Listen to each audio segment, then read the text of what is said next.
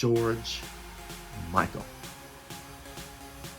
When we lost George Michael back in Christmas, was it 2016? Because I was actually in DC um, when I found out about his passing. And it just seemed like for a while there, being in DC during Christmas, somebody iconic would pass away. And George Michael was one of those. And of course, being a Gen Xer, in high school was when I was first introduced to George Michael. Wham! Him and Andrew Ridgeley with Jitterbug, a Jitterbug. And then we were off to the races with Wake Me Up Before You Go Go and Careless Whisper, which, oh my God, what a song.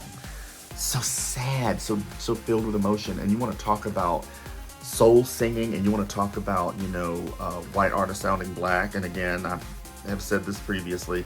Please don't come for me when I say that. For me, that is of the utmost respect. It just is. Okay? To say that a white singer sounds black.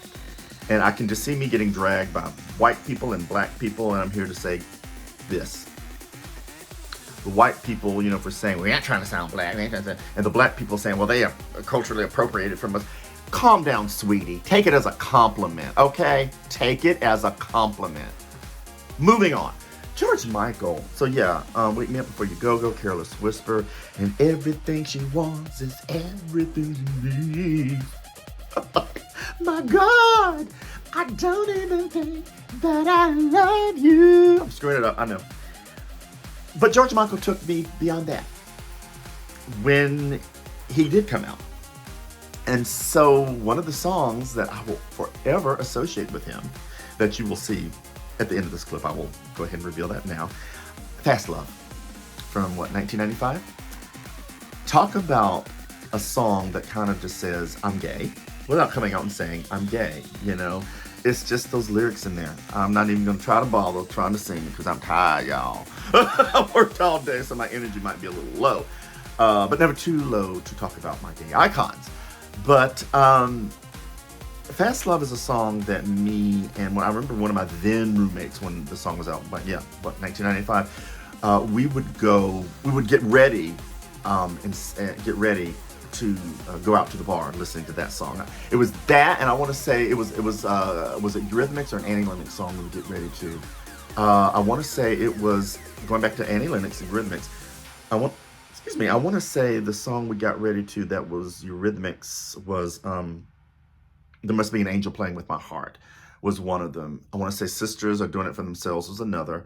And gosh, help me here. Annie Lennox, I want to say it was No More I Love You.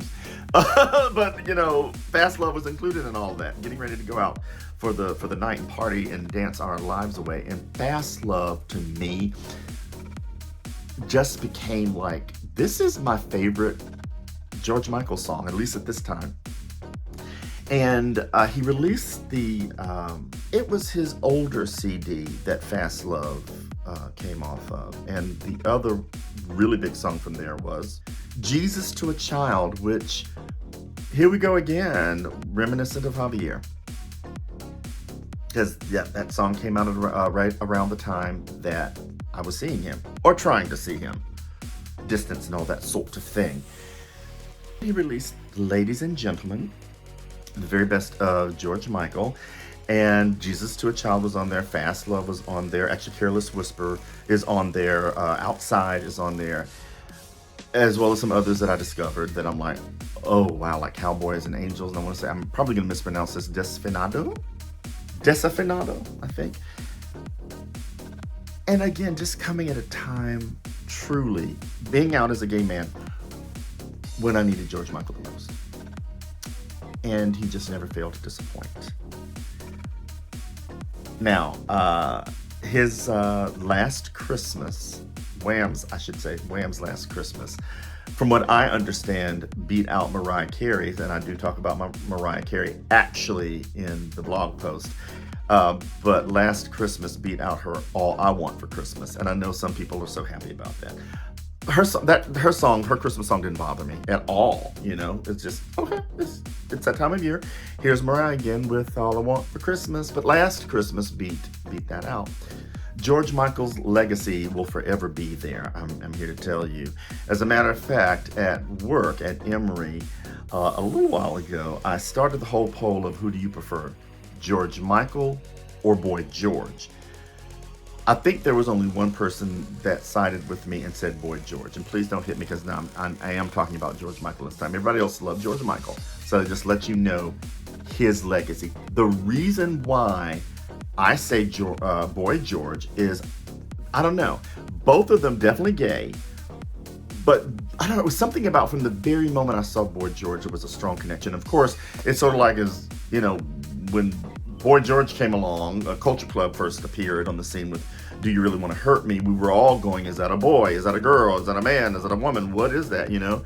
And so I guess I'm going to close this out going from one George to the other. But before I do that, I still want to say, George Michael is missed. You're so missed. You're loved, you're missed, I don't want to cry. Your music, your song, who you were, you know? And I know that your coming out process was painful. And I have a little secret to say, I have to share. And I don't mind saying this because you already know I'm crazy. In my other timeline of my life, because, you know, people are, you know, new age people are now talking about how we have several timelines. Like the timeline you're living in now, that's one. There's another timeline that you could have gone to or chosen if you had just chosen a different path and so on and so forth. Well, one of my timelines is that I was in a group called Universal, which I actually was. I helped form a group called Universal my senior year of high school. It didn't work out. But I, to this day, kind of jokingly say to myself, well, now what if it had worked out?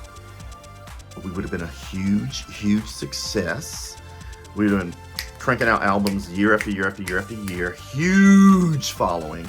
Still together to this day. Still touring. Still popular. Still charting. Refusing to die and go away. But one part of it includes George Michael is that I would have met George Michael and we would have been in a relationship.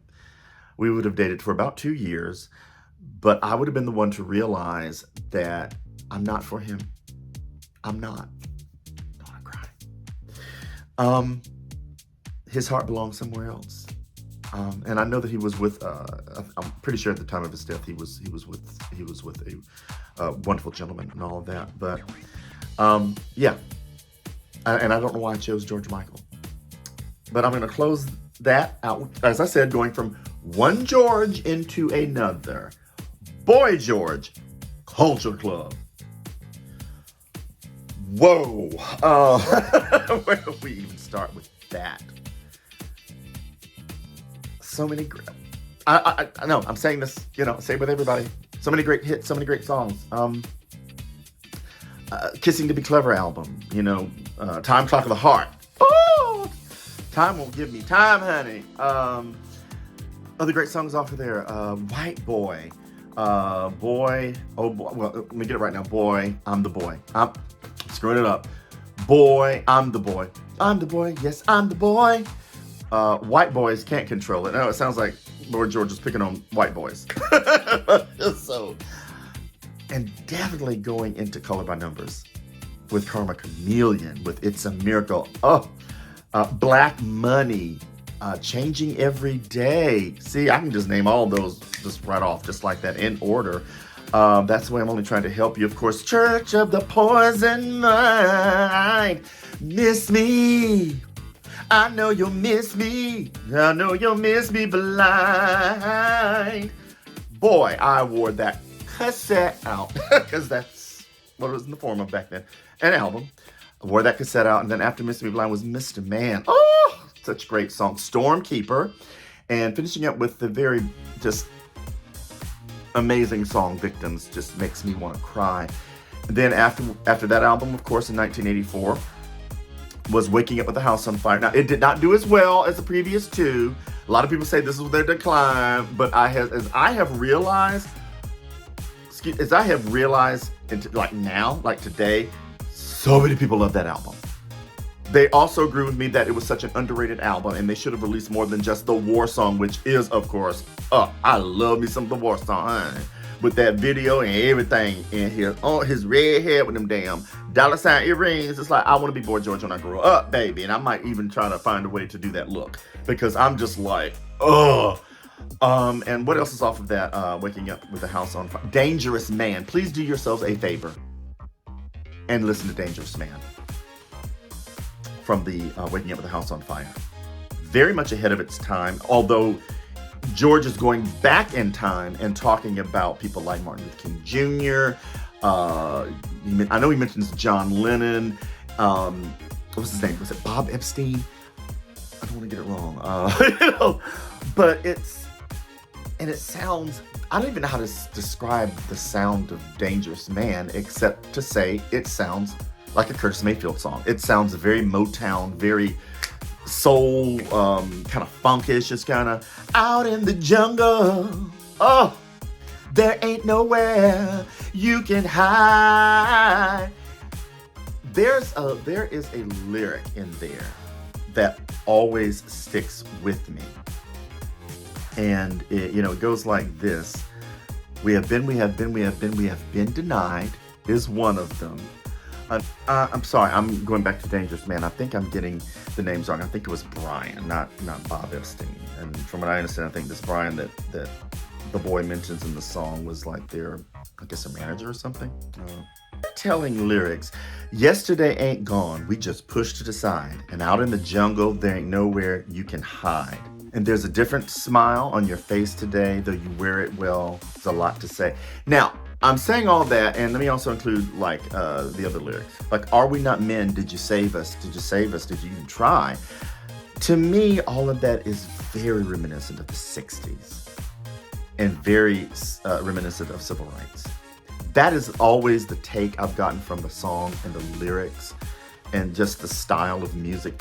You got to check it out for yourselves. But anyway, again, going back to the War Song. But again, how much I just absolutely love the War Song. Funny story about the War Song is that when I was in high school, the white people hated it, but the black people loved it. There you go. And for the essence of time, because I know I'm being long-winded here, other great songs off of that album definitely would include the very disco Don't Talk About It. Let me go back and try to get them in order here. So after the War Song would be Unfortunate Thing,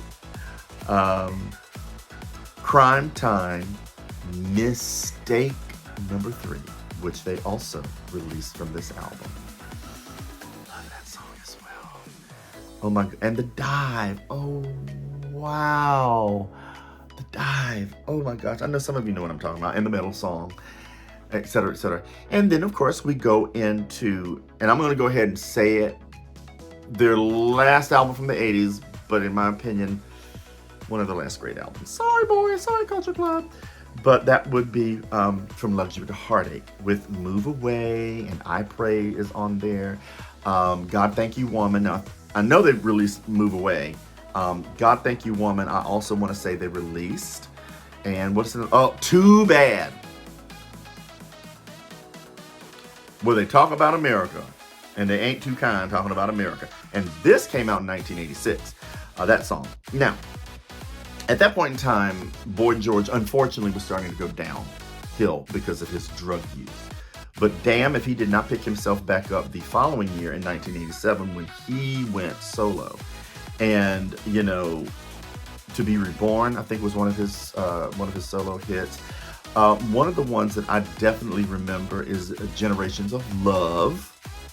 I remember that. I think that was released, an album that was in 1990. Let me think, because again, I'm doing this off the fly, y'all. My brain don't work like she used to. Other songs of his, like Don't Take My Mind on a Trip, and I get it confused. Is it Hi-Hat or Nervous Tension Headache? But that was like back in 1989. Don't Take My Mind on a Trip, which I think was actually a big hit. I want to say that they played that in the clubs, and yeah, I definitely was out by then, I'm pretty sure.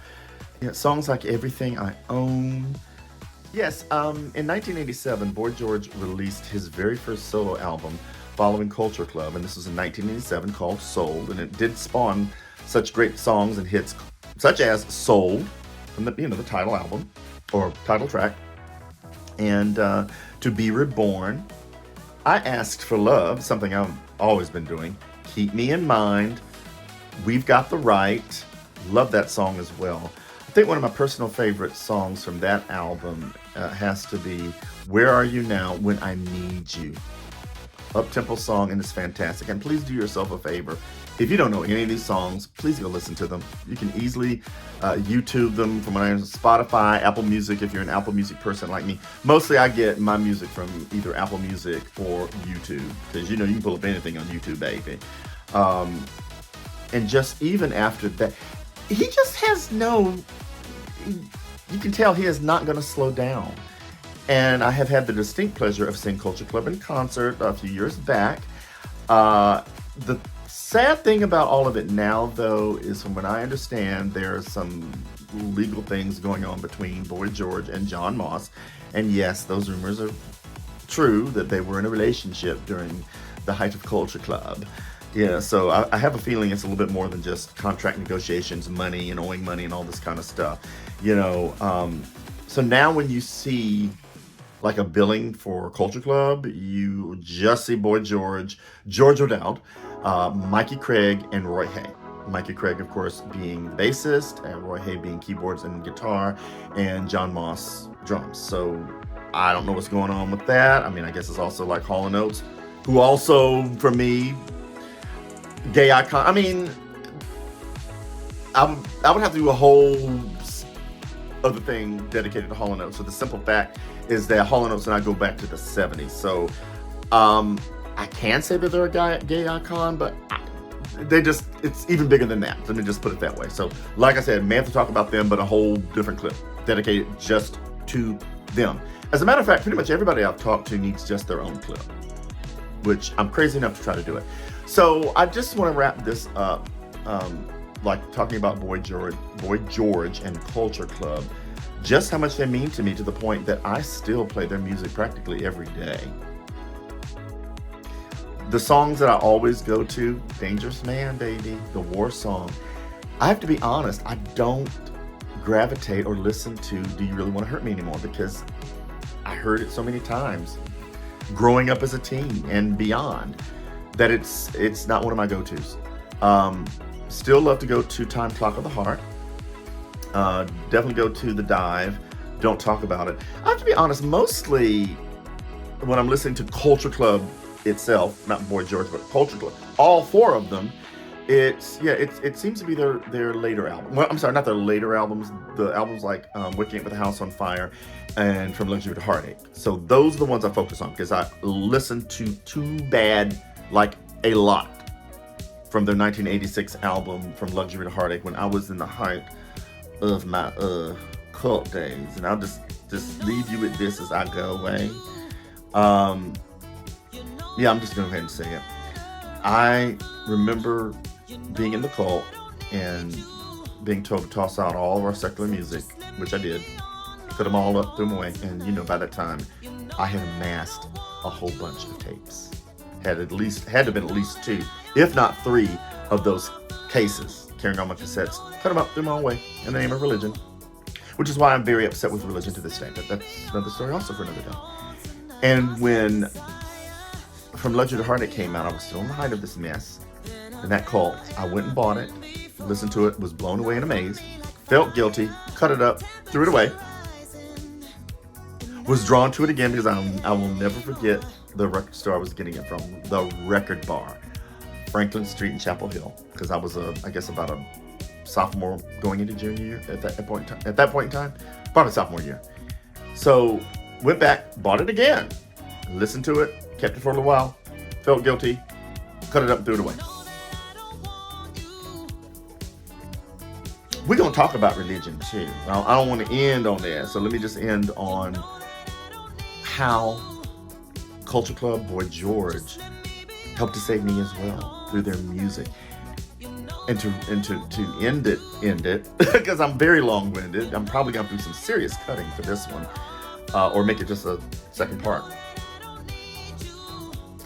All the artists that I've mentioned, amazing. And I haven't even gone into soap operas, you know, things like that, and certain movies that are iconic.